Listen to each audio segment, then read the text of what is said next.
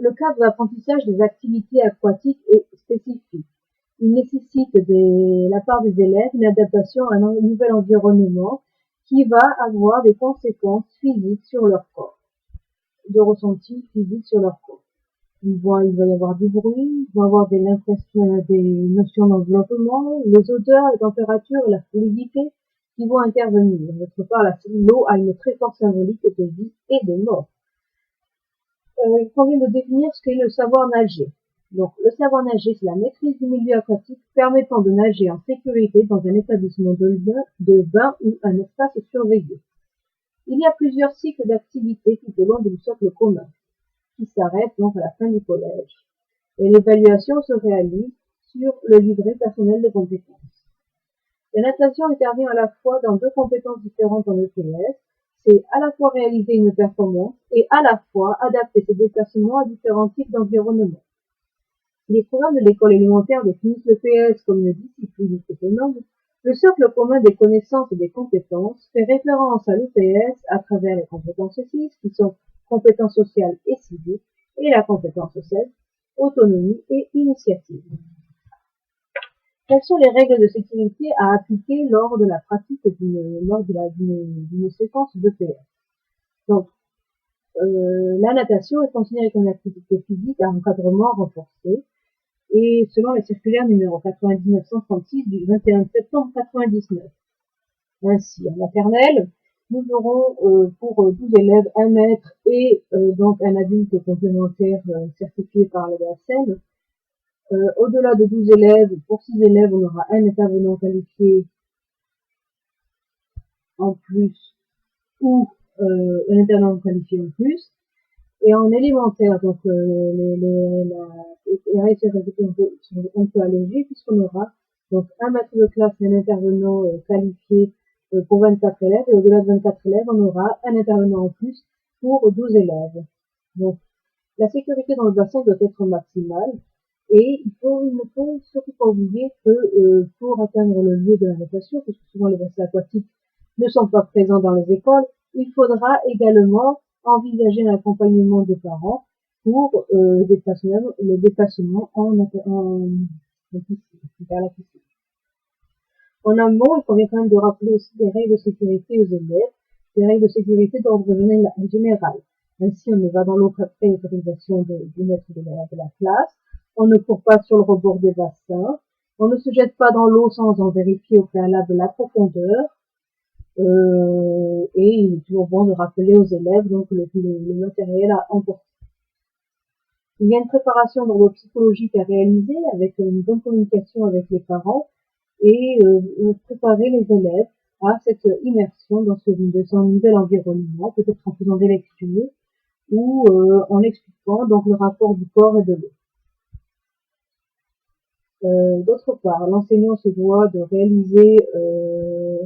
d'organiser son rapport avec l'activité des autres adultes. Il reste quand même responsable de la progression donc de la séquence. Et il doit donc envisager avec les adultes quel est le rôle de chacun, ceux qui doivent participer donc à l'activité aquatique même, ceux qui doivent participer au déplacement, et quel doit être leur rôle dans les vestiaires, en rappelant bien entendu que les portes dans les vestiaires peuvent rester ouvertes. Donc lorsque l'on entame un cycle de natation, il convient de réaliser donc une évaluation diagnostique. Cette évaluation diagnostique se réalise généralement à la première séance du cycle, et dans le cadre de ce qu'on va présenter probablement dans le cycle 2. Cette évaluation diagnostique va permettre bien entendu d'évaluer le niveau du groupe, va permettre d'avoir une photographie donc des capacités des élèves dans cet environnement de façon à pouvoir établir des objectifs à réaliser pendant la séquence. On va ça va permettre de faire un point sur les problèmes qui sont rencontrés pour réguler les apprentissages et de mettre en place des axes de travail avec des groupes de besoins. L'évaluation diagnostique peut se réaliser par des groupes de 5 à 6 élèves qui vont finalement s'auto-évaluer les uns les autres par thème. on peut mettre en place le thème atelier entrée dans l'eau, le thème atelier immersion et le thème atelier déplacement.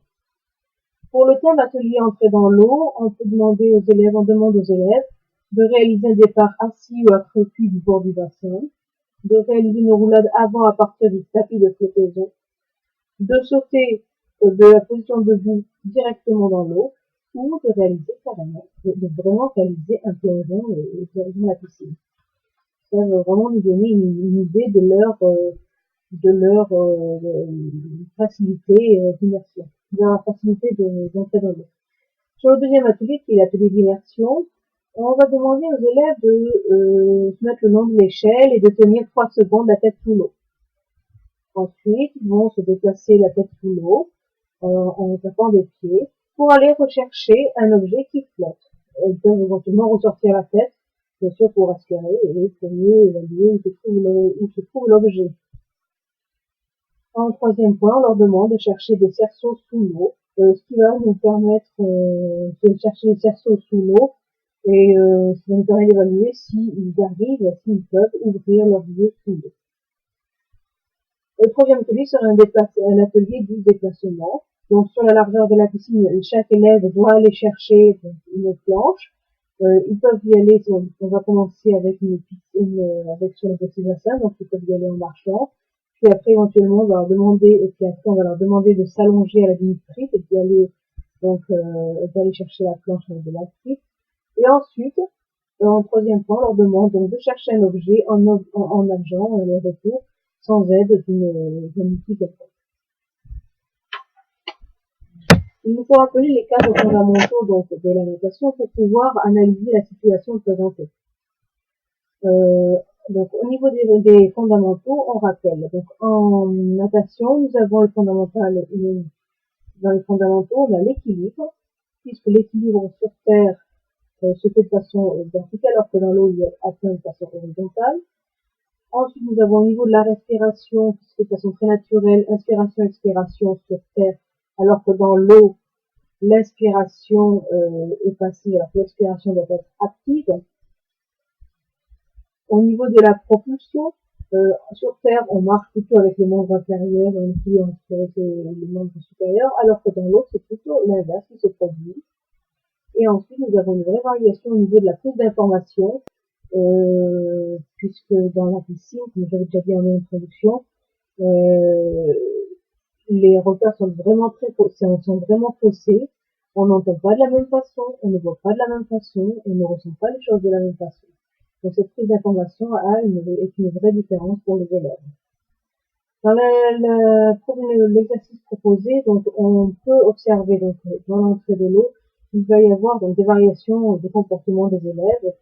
On va avoir des élèves qui ne vont pas se lancer de toute leur hauteur dans l'eau, donc il va falloir leur faire travailler cette entrée en les faisant partir assis ou accroupis du rebord donc de la piscine ou des échelles mises à disposition.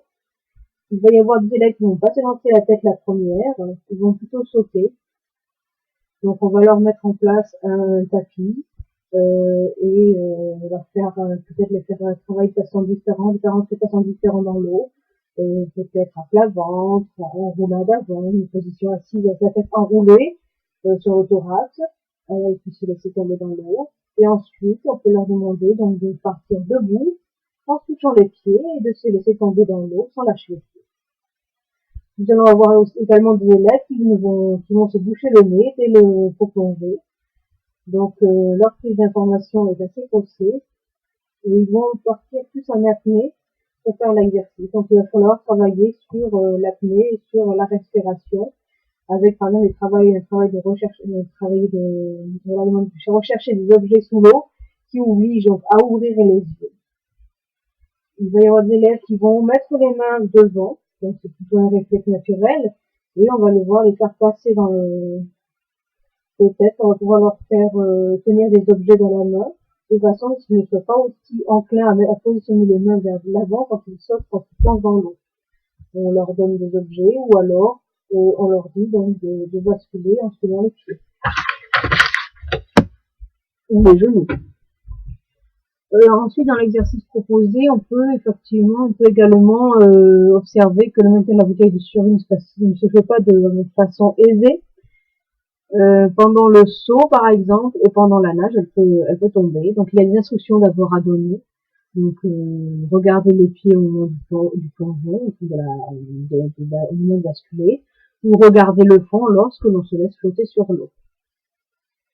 Pour travailler ce point, on demande aux élèves de sauter donc en tenant un objet dans les mains ou entre les jambes.